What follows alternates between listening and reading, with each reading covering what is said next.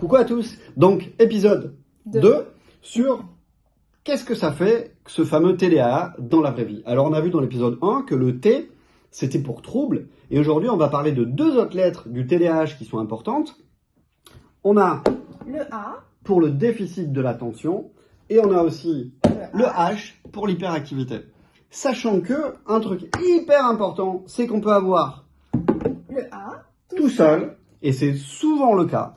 On peut avoir du H tout seul, c'est un peu plus rare. Et puis des fois, si on n'a pas trop de bol, on peut avoir les deux, le A et le H. Alors, hello, le A, comment ça se voit? Comment ça se manifeste? Alors, on va te dire que tu es brouillon, que tu es mal organisé, tu as un peu l'impression d'être une tortue dans un monde de lapins. Tu vas être vite distrait par des bruits, par des objets qui sont intéressants dans la pièce, même par des choses qui sont à l'intérieur de ta tête, des pensées auxquelles tu vas penser. Tu vas perdre souvent tes affaires, comme des pulls, comme des lunettes, tu vas oublier des cahiers, des stylos à la maison. Et tu vas oublier aussi de faire ce qu'on te demande de faire, surtout si ça n'a pas un intérêt majeur pour toi, comme de ranger ta chambre, de te brosser les dents, de faire tes devoirs, voilà. Parfois, on va te dire que tu as un peu une mémoire de poisson rouge. Même quand tu connais super bien tes leçons, tu vas faire des erreurs. Ça va être des erreurs d'étourderie, tu vas oublier le petit S, tu vas oublier la retenue dans tes calculs. Et parfois même, tu vas pas bien lire la consigne et du coup, tu vas être un peu à côté de la plaque. Tu vas avoir du mal aussi à te concentrer pendant une longue période. Exactement. Et puis, il peut y avoir aussi de l'hyperactivité. Alors, l'hyperactivité, c'est quoi? C'est ton corps qui va bouger.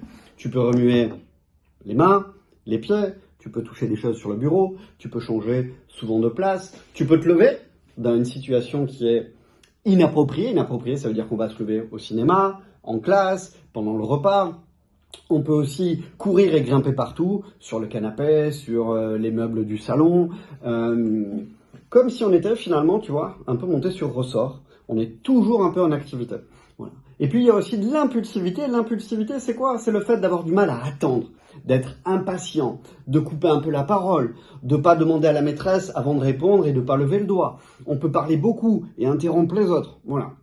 Et ce qu'il faut avoir en tête, c'est que ce A et ce H, ils font beaucoup le yo-yo. Le yo-yo, ça veut dire que c'est hétérogène. Ça veut dire que ça dépend du contexte. Ouais, ça dépend de plein de choses. Ça dépend de si tu es dans une pièce avec des choses qui t'intéressent, qui te distraient, si tu es dans une situation nouvelle aussi qui va un peu te calmer.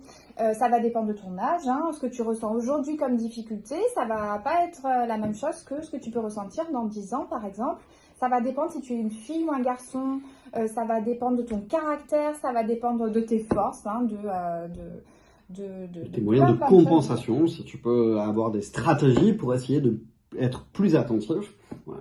Et ce qui fait que le TDA de Paul, de Julie, de Maxence, de Georgette, il ressemble pas du tout au TDA de Céline, de Pauline, ou de Mathilde, ou de Tartampion. D'accord? Voilà. L'autre élément hyper important, c'est que le TDA, il adore avoir des copains. Et il a 2 grands copains.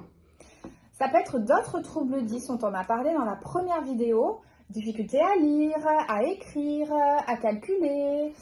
Voilà, ça peut être aussi une difficulté à réguler tes émotions, à réguler ta colère, à réguler la tristesse et à réguler aussi la peur.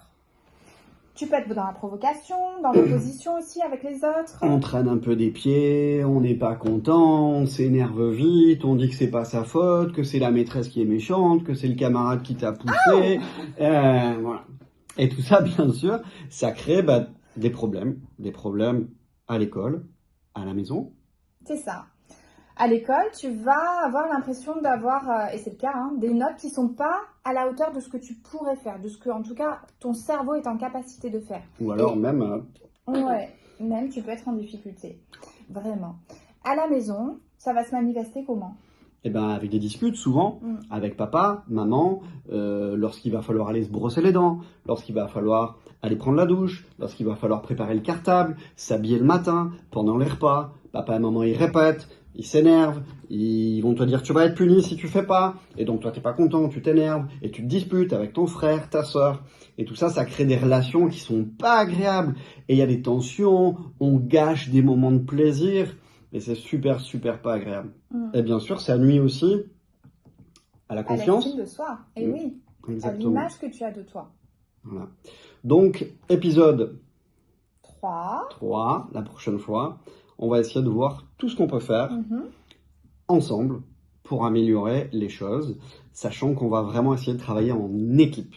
Et l'équipe, ça sera Toi, les parents, les enseignants, les autres professionnels qui s'occupent de toi, s'il y en a. exactement, ça sera vraiment un travail d'équipe et ça, on le verra dans l'épisode 3, 3. Et le but, c'est que tu te sentes mieux. dans tes baskets. On te fait des bisous. Bisous!